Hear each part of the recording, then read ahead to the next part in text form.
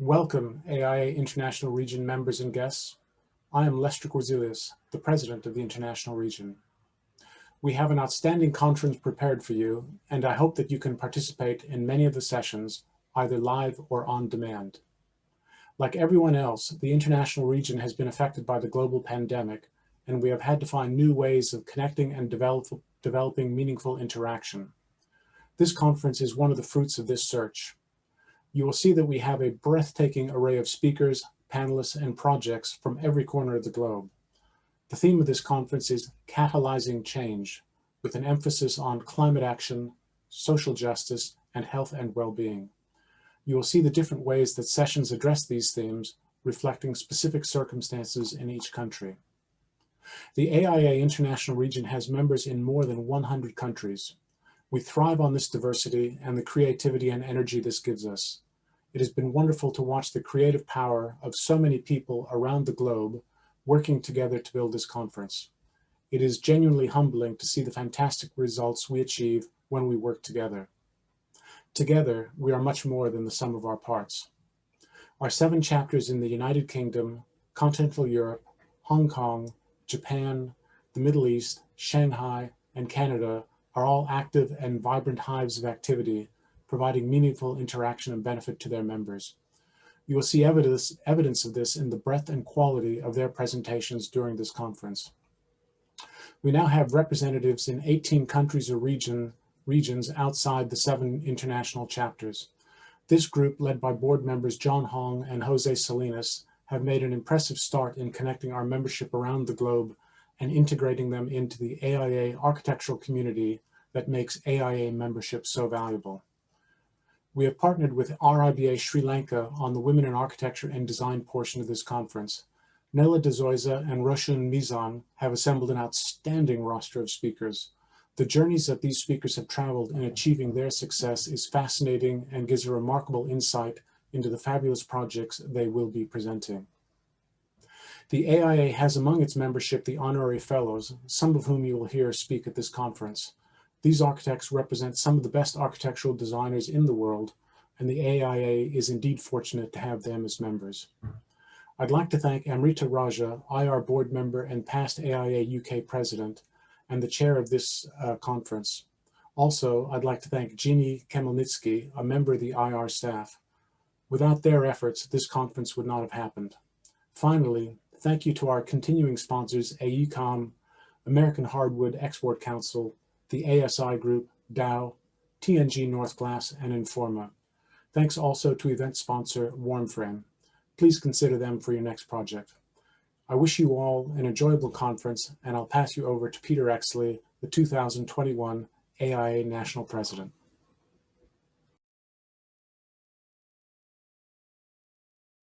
Thank you, Lester, and the AIA International Board.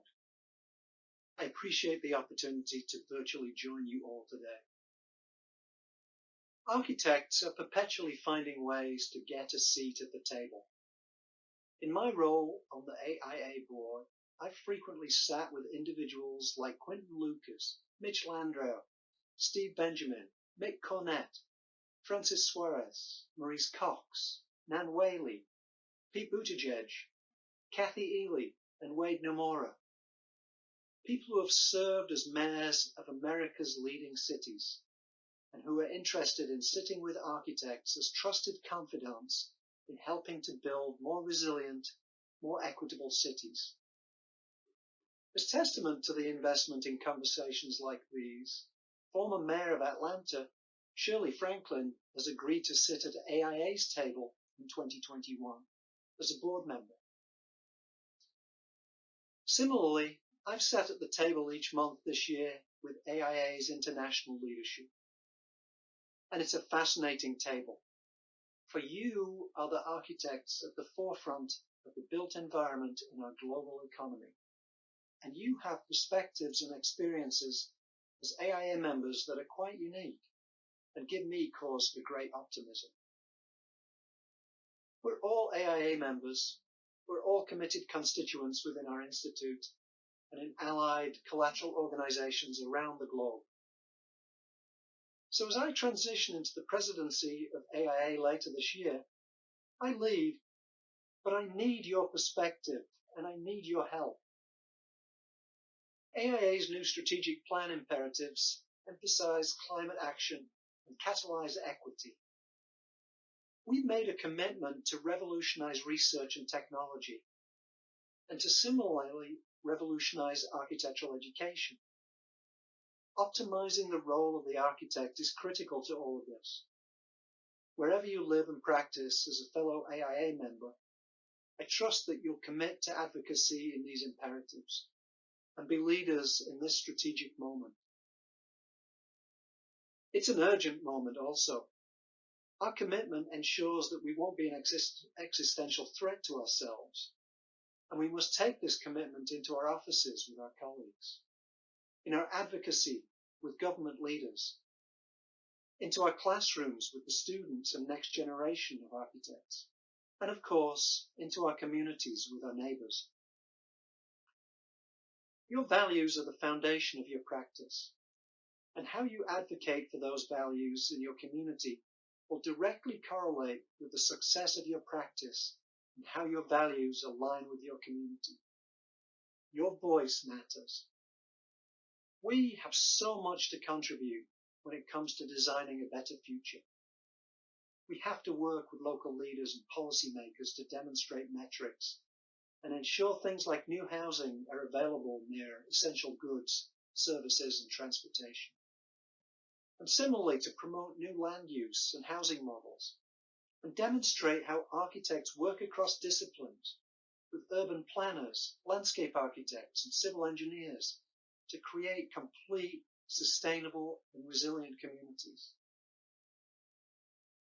It's these kinds of conversations around the tables in our communities that citizen architects, alongside their practices, are having with leaders around the world. Success in this arena will come about through participatory design process, led by those with empathy for a community and its stakeholders. Change and progress come about because people trained as we are listen and envision relevant narratives and accessible solutions. This is how we lead as AIA members. And it's these type of solutions that architects are pitching to lawmakers and communities. At a grassroots level, it's really critical that we demonstrate, alongside these policy recommendations, that architects have the experience and solutions to bring real empirical value to a community. An architect can support the business case for resilience, housing access, and affordability, sustainability, and school safety. Putting our values into practice is not only the right thing to do, it's the smart thing to do for the success of our businesses and the future of our profession. To be blunt, systemic racial injustice is something we've swept under the carpet, and there's no place at this point for it to hide.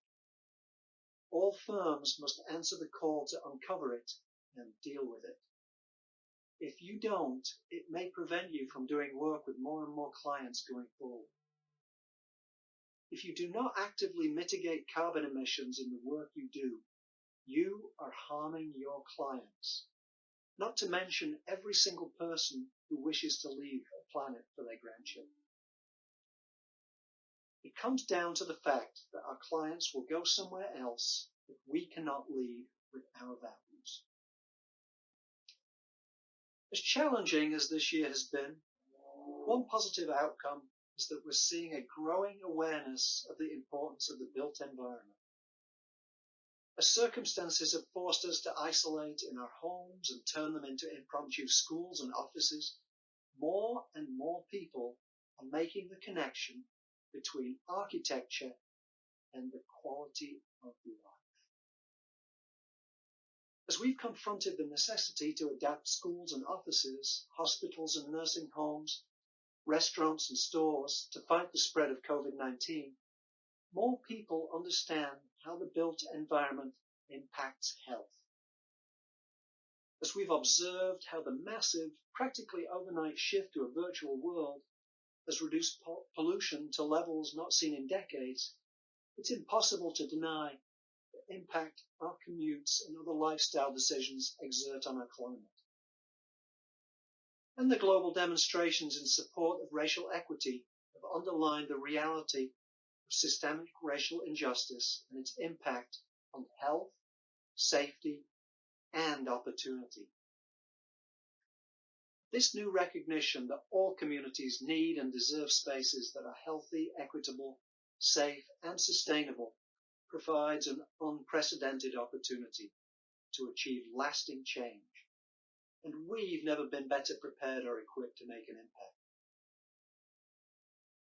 In the grip of a global pandemic, the smartest, most capable, and digitally attuned cohort of architecture students recently graduated, and more are following close behind, whose bedrock belief in environmental justice is eclipsed only by the social equity they see as the chief responsibility of our profession.